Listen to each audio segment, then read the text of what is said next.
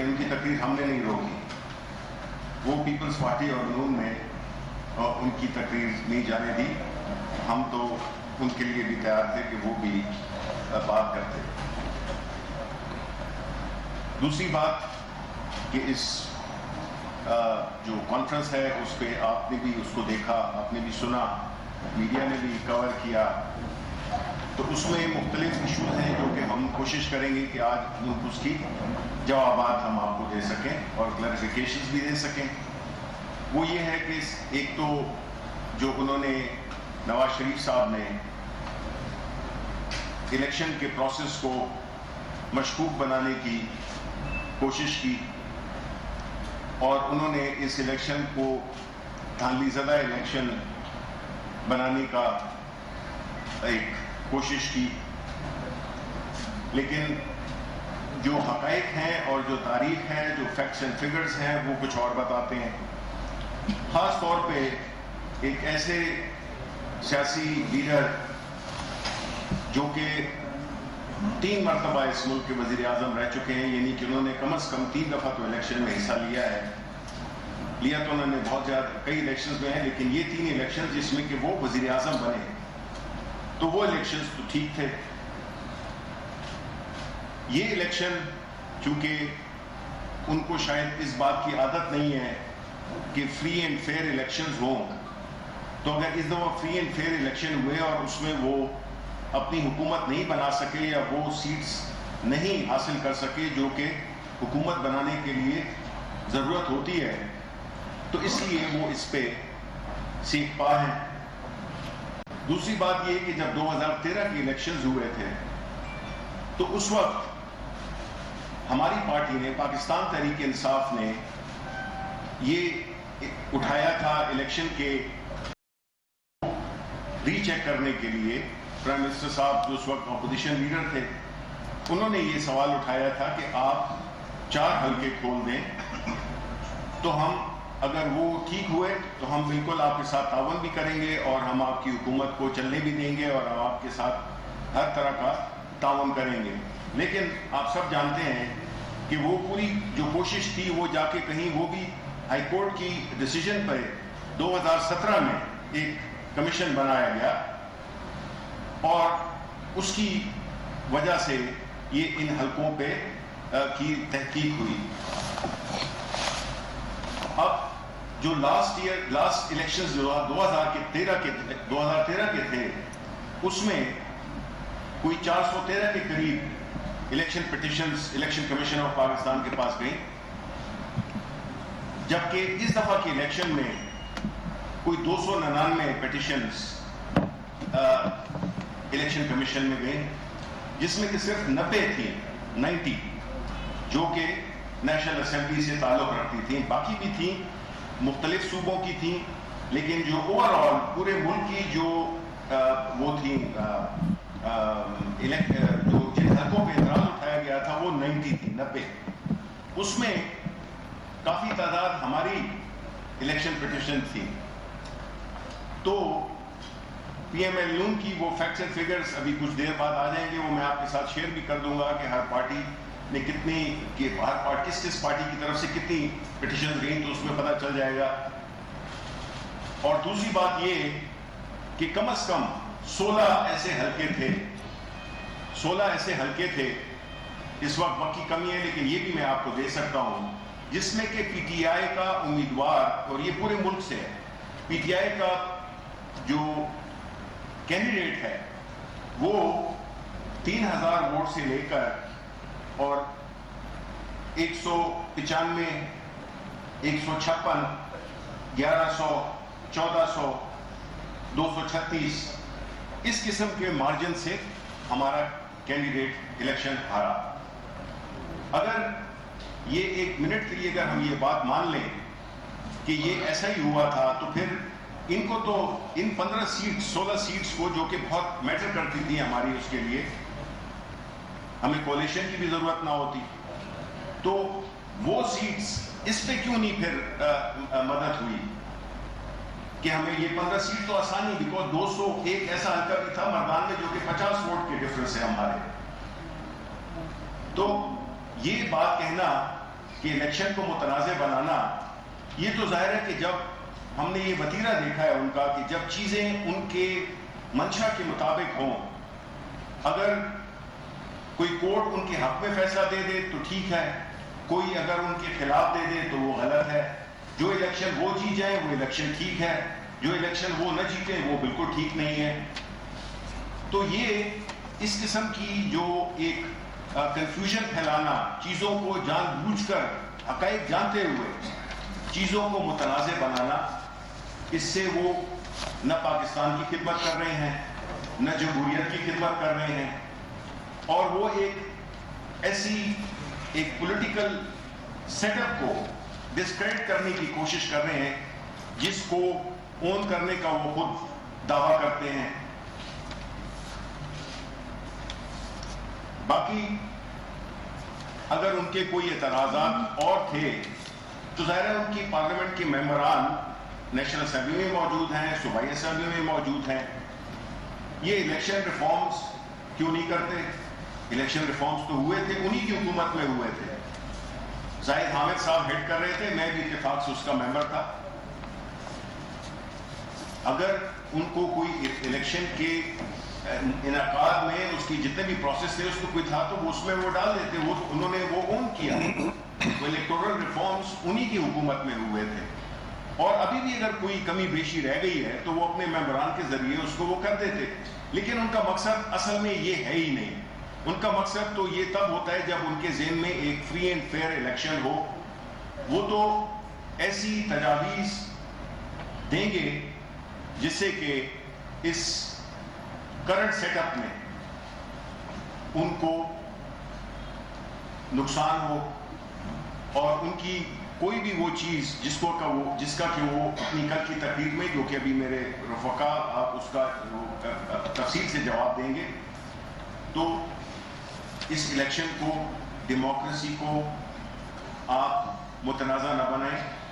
اس ملک نے آپ پہ بہت سے احسانات کیے ہیں. آپ لندن میں بیٹھ کر، ایک بات تو میں آخر میں کہہ دوں کہ کل آپ سب نے دیکھا ہوگا، ہمیں بھی بڑی خوشی ہوئی کہ نواز شریف صاحب بڑے توانا، تندرست، حشاش بشاش لگ رہے تھے.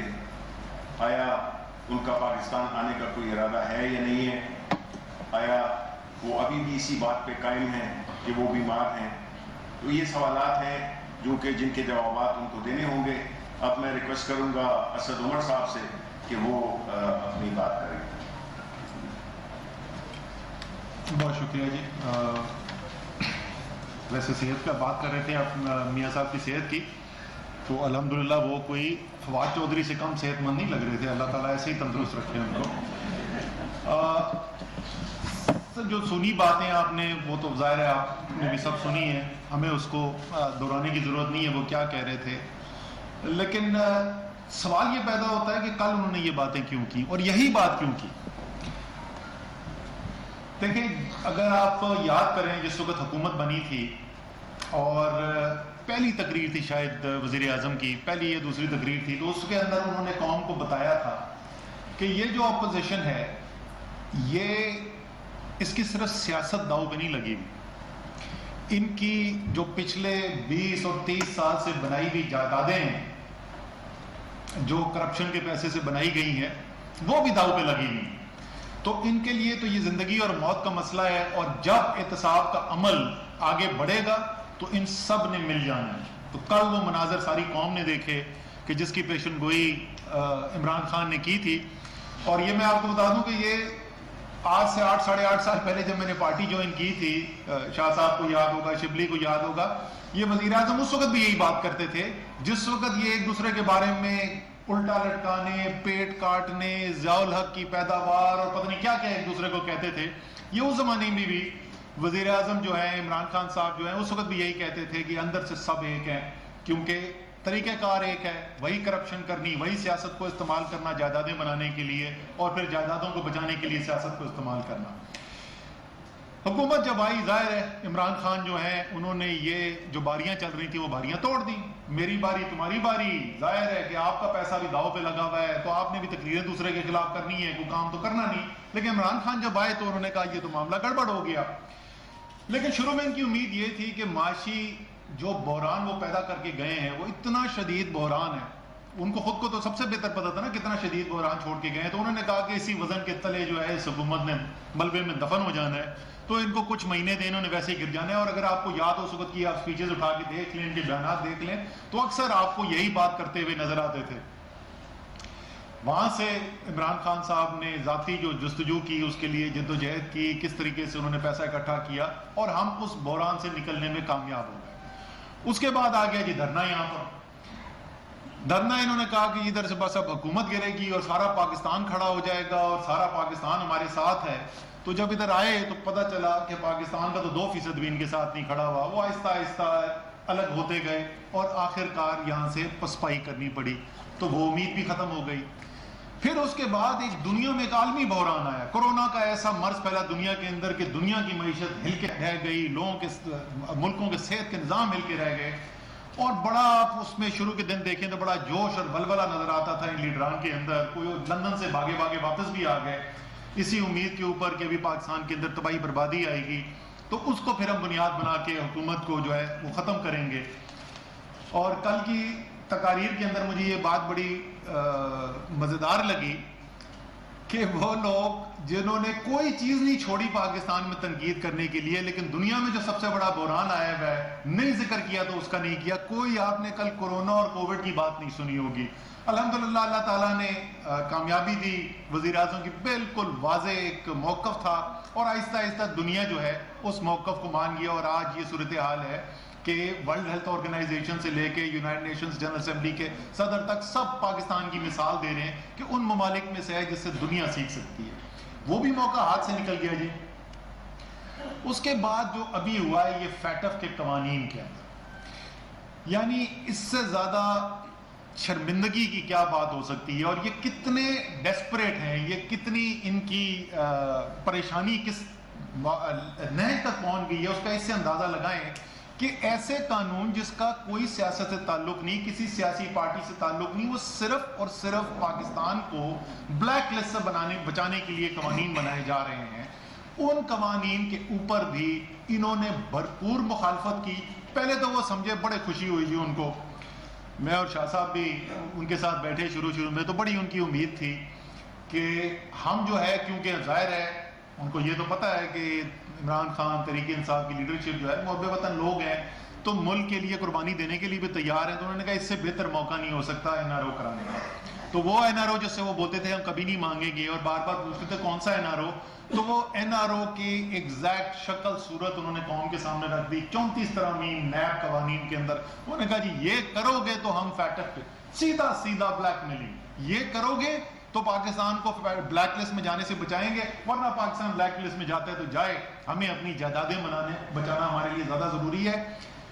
لیکن اس کے اندر بھی ان کو پے در پہ شکست ہوتی گئی، اور صورتحال ان کو یہ نظر آئی کہ ان سے تو 200 ممبر جو اسمبلی، قومی اسمبلی اور سینٹ کے اندر ہیں، وہ بھی نہیں ان سے سنبھالے جا رہے، تو ایک پینک جو ہے وہ ایک اور لیول کے اوپر ان کا پہنچ گیا، اور اسی کے اندر ایک اینٹی منی لانڈرنگ قانون جو پاس ہوا ہے، اس سے ظاہر ہے ان کی اپنی جو باہر منی لانڈرنگ کی ہوئی جائیدادیں ہیں اس کو بھی خطرہ ہے۔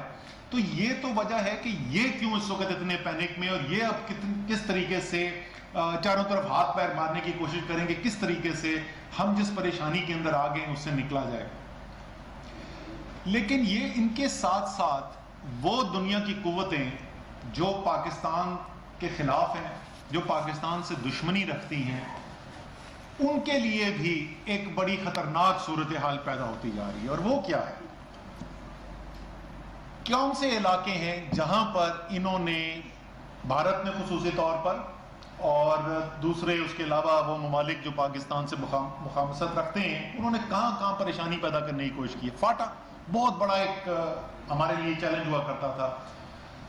الحمدللہ پاکستان کی فوج نے آپریشن کیا اور سیاسی طور پر فاٹا کو پاکستان کا حصہ بنایا گیا، فاٹا انضمام بل پاس کیا گیا، وہاں ترقی کا عمل شروع ہوا ہے، اور اللہ کے فضل سے فاٹا کے اندر جس قسم کی ہم دہشت گردی کی وارداتیں وہاں پر دیکھتے تھے، جس طریقے سے ریاست کی رٹ وہاں ختم ہوئی ہوئی تھی، اس کو ہم نے بدلتے دیکھا، اور فاٹا کے اندر ہم نے بہتری آتی ہوئی دیکھی۔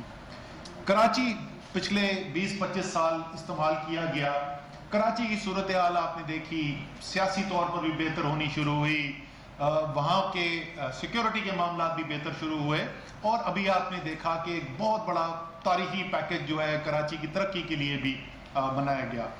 بلوچستان جہاں پر ابھی بھی دہشت گردی جاری ہے, جہاں پر پورے یہ ان کا زور ہے پاکستان مخالف قوتوں کا, تو وہاں پر بھی آپ کو پتا ہے کہ خصوصی پیکج وزیر اعظم نے کہا ہے کہ بلوچستان کے لیے بنایا جائے, اور انشاءاللہ اگلے 2-3 ہفتوں کے اندر اس کا بھی اعلان کر دیا جائے گا, ایک بہت بڑا پیکج, اور بلوچستان کے بھی جو سب سے پسماندہ علاقے ہیں تاکہ بلوچوں کو ان کا حق دیا جائے, تو وہاں پر بھی. پھر افغانستان جس کی شاہ صاحب جو ہیں تفصیل کے اندر بات کریں گے, بٹ جو پاکستان کے لیے اس خطے کے لیے ایک صورتحال ایسی تھی جو خطرہ ہوتا تھا, وہاں الحمدللہ نہ صرف امن کی امید نظر آ رہی ہے بلکہ امن کی امید اس صورت میں نظر آ رہی ہے جس کی بات عمران خان کرتے تھے جب وہ شاید پاکستان میں واحد سیاسی لیڈر تھے جن کا وہ موقف تھا, اور انہوں نے دو ٹوک موقف حاصل کیا اور دنیا اس کے اوپر ہے. اور وہ جو پچھلی حکومتیں جن کو سارے دنیا کہتی تھی کہ یہ سچ نہیں بولتے اور ڈو مور کے مطالبے کیے جاتے تھے, وہ آج تعریف ہو رہی ہے پاکستان کی, سب کہہ رہے ہیں کہ پاکستان مثبت کردار ادا کر رہا ہے. تو عالمی, جیسے میں نے کہا کہ شاہ صاحب اس کے اندر تفصیل کے اندر جائیں گے, تو عالمی قوتیں بھی حاصل کرنا شروع کر رہا ہے, جہاں اگر اس کو فوری طور پر روکا نہیں گیا, اس کے لیے رکاوٹیں نہیں پیدا کی گئی, تو بہت پاکستان کو اس کے بعد پکڑنا مشکل ہو جائے گا. اور یہی وجہ ہے کہ کل جو تقاریر ہوئیں, ان تقاریر کا آپ ذرا دیکھیں کہ سب سے زیادہ خوشی کی لہر میاں صاحب کی تقریر کی کل کہاں ہمیں سنائی دی. ہندوستان ٹائمز, انڈین ایکسپریس, زی نیوز, یہ کون سا ہے جی, یہ ٹوڈیز نیوز, تقریباً سب میں ایک ہی ہیڈنگ ہے. میں آپ کو اگر کیمراز دکھا سکیں یہ ہیڈنگ, اور تقریباً تمام کے اندر یہی ہیڈنگ لگی ہوئی ہے. تو بھارت کیا کہہ رہا ہے کل میاں صاحب کی تقریر کے بارے میں؟ بھارت یہ کہہ رہا ہے کہ نواز شریف کی سیاسی واپسی ہو گئی. کی تقریر کے بارے میں بھارت یہ کہہ رہا ہے کہ نواز شریف کی سیاسی واپسی ہو گئی, اور وہ کیسے واپسی ہو گئی کہ اس نے پاکستان کی فوج کے اوپر حملہ کر دیا. اب دونوں چیزوں کو ذرا سمجھنے کی کوشش کریں کہ کیسے دونوں جڑتی ہیں. یہ جو کامیابیاں ہم نے جن کی بات کی جو حاصل ہو رہی ہیں, وہ اس لیے حاصل ہو رہی ہیں کہ پاکستان میں اس وقت ایک حکومت کام کر رہی ہے, پاکستان میں ایک جمہوری نظام کام کر رہا ہے, جہاں فوج اور سول لیڈرشپ جو ہے وہ ساتھ مل کے پاکستان کے مسائل حل کرنے کی کوشش کر رہے ہیں, جہاں پر ایک دوسرے کو شک کی نگاہ سے نہیں دیکھا جا رہا, جہاں سویلین حکومت جو ہے وہ ہر ناکامی کی وجہ جو ہے وہ پاکستان کے اندر بھی اور دنیا کے اداروں میں بھی جا کر یہ نہیں بتاتی کہ ہمیں فوج کام نہیں کرنے دے رہی, اس لیے ہم کامیابی حاصل نہیں کر سک رہے ہیں. چاہے وہ کووڈ کا, کورونا کا مقابلہ ہو, آپ نے دیکھا کہ کس طریقے سے سویلین حکومت کی لیڈرشپ میں, پرائم منسٹر عمران خان کی لیڈرشپ میں فوج نے مدد کی, صوبوں کو ساتھ لے کے چلے. ٹڈی دل کا معاملہ آیا, وہاں پر یہی ہوا. کراچی میں انشاءاللہ ایسی ہونے جا رہا ہے, ہم اسی طریقے سے بلوچستان کے اندر کام ہونے جا رہا ہے. تو یہ جو فوج اور سویلین حکومت مل کر کام کر رہی ہیں, جس میں کوئی دو رائے نہیں ہے کہ لیڈرشپ اس وقت عمران خان کے پاس ہے, سویلین سپریمیسی ہے, فیصلے عمران خان کرتے ہیں. اس نظام کو اگر چھیڑا نہیں گیا, اگر اس کو ڈسٹرب نہیں کیا گیا, اگر ان کے اندر پاکستان کی سیاسی لیڈرشپ اور فوج کے اندر دراڑیں نہیں پیدا کی گئی, تو یہ اپوزیشن والے بھی یہی سمجھتے ہیں اور پاکستان کے دشمن عناصر بھی یہی سمجھتے ہیں کہ اگر ایسا کرنے میں وہ ناکام رہے تو پاکستان کو کامیابی سے کوئی نہیں روک سکتا. ساتھ میں یہ بھی کہوں گا کہ ذرا سا یہ جس طریقے سے کل حملہ کیا گیا, جس طریقے سے فوج کے اوپر, کم سے کم یہ تو سوچ لیتے کہ وہ آپریشن جو وزیرستان میں ہوا, جو پچھلی حکومت کی مسلم لیگ نون کے وقت میں ہوا تھا, اس میں شہادتیں فوج نے برداشت کی, اور وہ جنگ آج بھی دہشت گردی کے خلاف اور پاکستان کے دشمنوں کے خلاف ختم نہیں ہوئی. پوری دہشت گردی کی جنگ میں تو 6000 سے زیادہ فوجی شہید ہوئے ہیں, لیکن صرف اس سال 2020 میں بھی ستمبر پورا نہیں ہوا, پہلے صرف 8.5 ماہ گزرے ہیں اور اس کے اندر 150 سے زیادہ شہادتیں ہوئی ہیں ہمارے فوجی شہیدوں کی.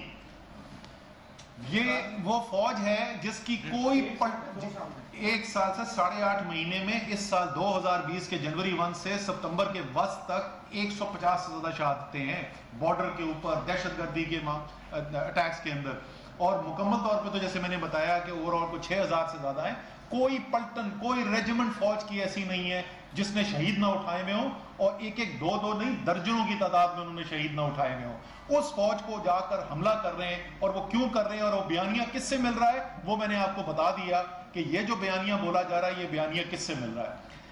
لیکن یہ میاں صاحب کا کوئی نیا کام نہیں ہے. یہ فواد چودھری آپ کو تفصیل کے اندر بتائیں گے کہ کیا کرتے رہے. میں بنیادی طور پہ میاں صاحب کا جو طرز عمل ہے بڑا سادہ سا. اگر ادارہ ان کے مکمل قابو میں نہیں ہے تو میاں صاحب کی جنگ ہے اس ادارے کے ساتھ. اس وقت جو ہے وہ کون ان کے کنٹرول میں نہیں ہے, فوج ان کے کنٹرول میں نہیں ہے. فوج کا اٹیک ہم نے آپ کو بتا دیا. عدلیہ مکمل طور پر ان کی تابع نہیں ہے, اور وہ عدلیہ جس نے ان کے لیے وہ فیصلے کیے جو پاکستان کی تاریخ میں نہیں ہوا. ایک کنوکٹڈ قیدی کو انسانی ہمدردی کی بنیاد کے اوپر کورٹس نے اجازت دی باہر جانے کے لیے. حکومت نے کہا کہ اچھا انسانی ہمدردی کی بنیاد پہ ہم ان کو باہر جانے دیتے ہیں. وہ باہر جا کے تو ابھی جہاز میں بیٹھے تو پتہ چل گیا تھا کہ کتنے وہ بیمار تھے. اس کا جواب وہ خود دیں گے. انہوں نے جوڈیشری کو کل نہیں چھوڑا.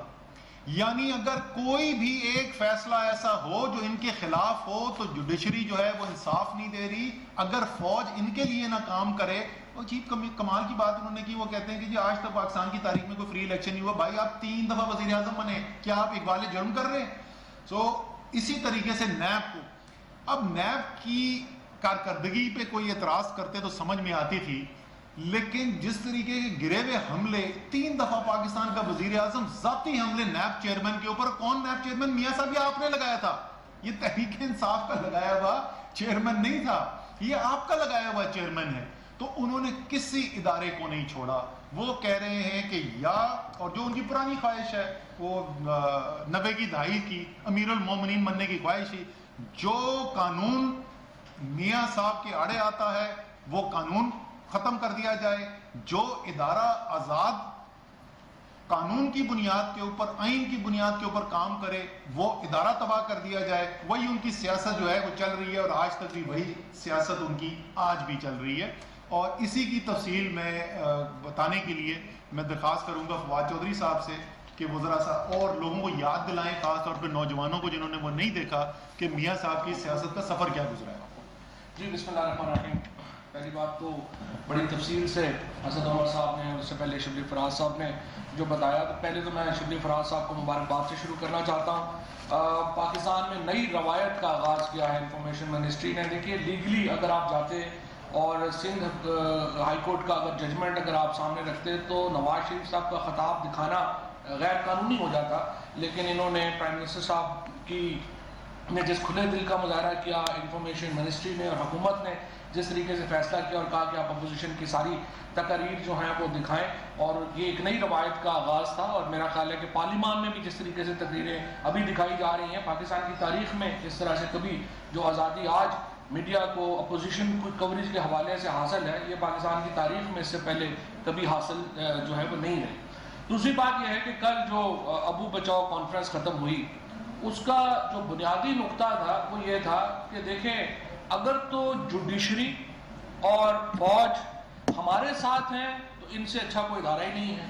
اگر یہ عوام نے جس طریقے سے ان کو باہر نکالا اور عمران خان کی قیادت میں عوام نے جس طریقے سے نواز شریف کی حکومت سے جان چھڑوائی, اگر فوج اور جوڈیشری ہمارے ساتھ کھڑے نہیں ہوتے تو وہ بہت خراب ہے.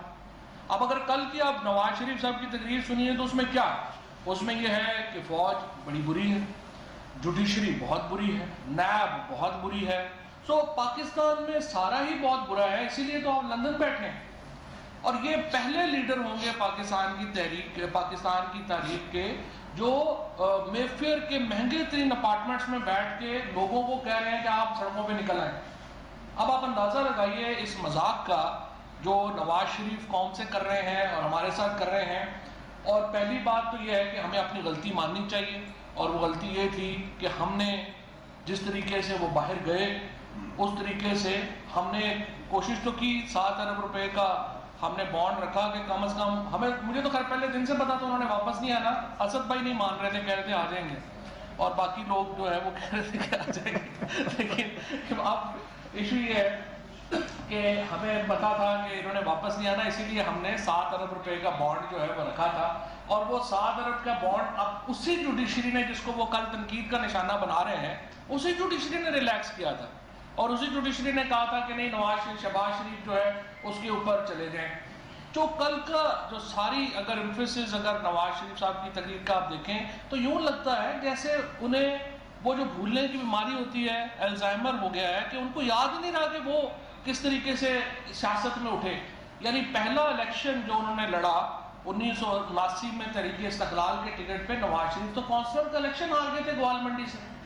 1983 میں جنرل جیلانی صاحب کی جو نظر ہے وہ اس نوجوان نواز شریف کے اوپر پڑی اور انہوں نے ان کو اپنا سپورٹس ایڈوائزر لگایا.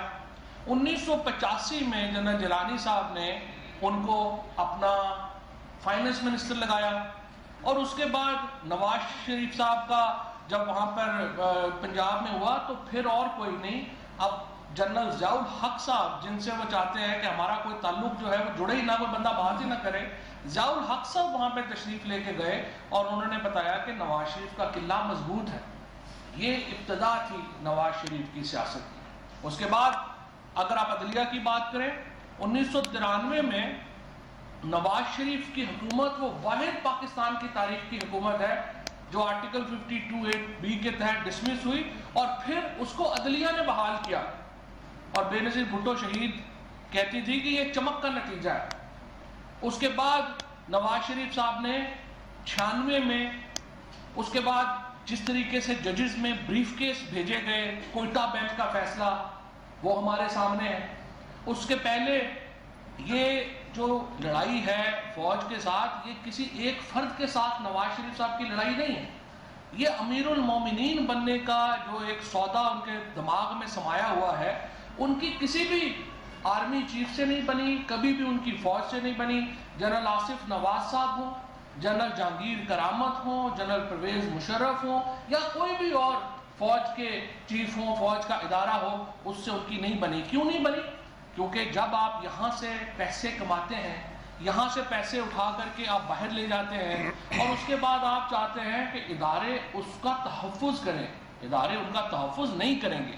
آج جس طریقے سے پاکستان کی حکومت کو, ہمیں تو کوئی فوج سے گلا نہیں ہے, ہمیں تو جوڈیشری سے کوئی گلا نہیں ہے. جوڈیشری میں روزانہ جو ہے وہ روزانہ ہمارے اوپر ریمارکس بھی آتے ہیں, کبھی بات بھی آتی ہے. ہر کیبنٹ میٹنگ میں پرائم منسٹر صاحب یہ کہتے ہیں کہ یہ جوڈیشری کے جو ریمارکس آئے ہیں ان کا احترام کریں. اگر چیف جسٹس صاحب نے کسی بات کے اوپر ڈسپلیئر کا اظہار کیا ہے تو ہمیں کہا جاتا ہے پرائم منسٹر صاحب کی طرف سے اس کو ایڈریس کریں, کیونکہ ہم ایک ڈیموکریٹک گورنمنٹ ہیں, ہم اداروں کو ساتھ لے کے چلنا چاہتے ہیں. اگر آپ جس طرح سے میں عرض کیا, اگر سارے ہی ادارے آپ کے خلاف ہیں, پاکستان کے عوام نے 1,70,00,000 ووٹ پی ٹی آئی کو ملا ہے, اور پی ایم ایل این کو 1 کروڑ سے بھی کم ووٹ ملا ہے, اور اسی طرح سے جو پیپلز پارٹی کو بھی جو ووٹ ملا ہے. سو ہمیں پہلی بار اپوزیشن کو, یا کل جس طرح سے نواز شریف صاحب کہہ رہے ہیں, کس منہ سے وہ پرائم منسٹر کو کہہ رہے ہیں کہ وہ استعفیٰ دے دیں؟ ہم آپ کی بھیک سے تو نہیں آئے ہوئے. پاکستان کے عوام نے عمران خان کو پاکستان کا وزیر اعظم بنایا ہے. 2023 میں دوبارہ مارکا ہوگا, میدان بھی ہوگا, گھوڑا بھی ہوگا, آپ تشریف لائیے, اور ہمیں امید ہے کہ آپ اگلے الیکشن تک تو ضرور تشریف لے آئیں گے, یا مجھے ارادہ تو ابھی بھی نہیں لگ رہا. اب بھی جو سارا جھگڑا ہے وہ یہ ہے کہ کسی طریقے سے مریم بی بی کو لندن بھیج دیا جائے.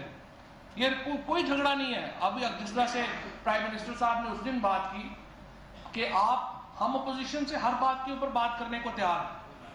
جھگڑا کیا ہے؟ جھگڑا یہ ہے کہ آپ ہمارے کیسز میں ہمیں ریلیکسیشن دیں.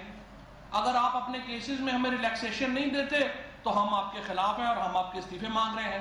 بڑی دلچسپ بات یہ ہے کہ کل نواز شریف صاحب نے یوسف رضا گیلانی صاحب کے ڈپارچر کے اوپر افسوس کا اظہار کیا کہ بڑا افسوس ہوا یوسف رضا گیلانی صاحب اپنا میعاد جو ہے وہ پوری نہیں کر سکے. بھائی آپ کو میں یاد دلاؤں آپ ہی تو پٹیشنر تھے یوسف رضا گیلانی صاحب کے خلاف. کالا کوٹ پہن کے صبح 9 بجے جو ہے وہ کورٹ کا آغاز ہوتا تھا, آپ 7:45 بجے پہنچ جاتے تھے سپریم کورٹ کالا کوٹ پہن کے. وہ آپ کو بھول گیا. ہر اس ملک میں جمہوریت کے خلاف جتنی سازشیں ہوئی ہیں نواز شریف اور ان کی قیادت میں مسلم لیگ نون ان سازشوں کا لازمی جزو رہی. اس ملک میں جتنی سازشیں جوڈیشری کے خلاف ہوئی ہیں نواز شریف اس کا ایک اہم حصہ جو ہے وہ رہے ہیں. اور اب ہمیں بتا رہے ہیں آ کر کے کہ یہ حکومت جو ہے یہ اس طرح آئی ہے اور اس طرح آئی ہے. میں یہ سمجھتا ہوں کہ جس طریقے سے آج اسد عمر صاحب نے پوری طریقے سے جس طریقے سے آپ کے سامنے بیان رکھا, آپ دیکھیے کہ یہ جو معاملات ہیں یہ جو کڑیاں ہیں یہ مل کس طرح سے رہی ہیں.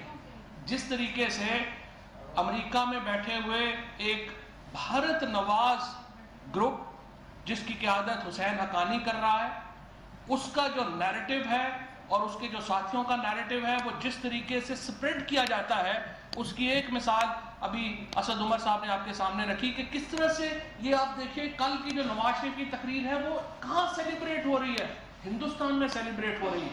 اس کا مطلب یہ ہے کہ یہ جو ایک نیریٹو ہے, یہ جو بیانیہ ہے, یہ پاکستان کے اندر نہیں بنایا گیا, یہ پاکستان کے باہر بنایا گیا. اور اس کو کئی ایسی قوتوں کی حمایت اور مدد حاصل رہی ہے. کیونکہ دیکھیں اداروں کے خلاف آپ ایک تحریک کھڑی کریں گے, اس کا فائدہ کس کو ہوگا؟ اس کا فائدہ پاکستان کے دشمنوں کو ہوگا, کیونکہ ریاستیں اداروں کے اوپر کھڑی ہوتی ہیں. اگر اداروں کو آپ کنٹروورشل کر دیں, اگر اداروں کو آپ متنازع کر دیں تو آپ ریاست کو متنازع کر رہے ہیں. اور نواز شریف اسی معاملے کے اوپر چل رہے ہیں. میں باقی جو پارٹیز تھیں ان کو میں یہ ضرور یاد دلا دوں کہ 2002 میں نواز شریف صاحب جب کلثوم نواز شریف مرحومہ جو تھی وہ ایک تحریک چلا رہی تھی, اس وقت ایک طرف بے نظیر بھٹو شہید کے ساتھ مذاکرات ہو رہے تھے پی ایم ایل این کے, دوسری طرف حکومت کے ساتھ مذاکرات ہو رہے تھے. اور پھر ساری پارٹیز کو یہاں پر سڑکوں کے اوپر چھوڑ کے نواز شریف خود سارا خاندان لڑیاں ڈالتا ہوا باہر چلا گیا تھا. تو یہ باقی پارٹیز جو ان کے ساتھ کل بیٹھی تھی, میں ان کو یاد کرا دوں کہ ذرا تاریخ کے اوپر بھی نظر رکھیے گا. یہ نہ ہو کہ آپ سارے یہاں پہ لوگوں کو نکالتے رہ رہے ہیں اور یہاں پہ جو ہے وہ اور ڈیلیں جو ہیں وہ اس کی کوششوں میں لگے رہیں. اور دوسری طرف جس طریقے سے انہوں نے عدلیہ کو میں سمجھتا ہوں متنازع کیا ہے. عدلیہ نے جتنے بڑے فیصلے پاکستان میں عدلیہ نے نواز شریف کے حق میں کیے, آپ اٹھا کے دیکھیے 2007-8 میں 8 سال کے بعد جب نواز شریف پاکستان آئے, سپریم کورٹ نے 8 سال کی لمیٹیشن معاف کی اور نواز شریف کا کیس سنا. اس سے پہلے نواز شریف کا جو اتفاق گروپ میں جو ان کو ریلیف دیا گیا, حدیبیہ میں جو ان کو ریلیف دیا گیا, انپریسیڈنٹڈ ہے پاکستان کی تاریخ کی. لیکن آج عدلیہ بھی بری ہے, آج پاکستان کی فوج بھی بری ہے, آج پاکستان کی حکومت بھی بری ہے. اس طرح سے معاملہ چلنا نہیں ہے. یہاں پر انشاءاللہ تعالی پرائم منسٹر صاحب کو, پاکستان تحریک انصاف کی حکومت کو پاکستان کے لوگوں نے منتخب کیا ہے اور صرف پاکستان کے لوگوں کے پاس یہ اتھارٹی ہے کہ وہ اپنی حکومت بدل سکیں. بہت شکریہ.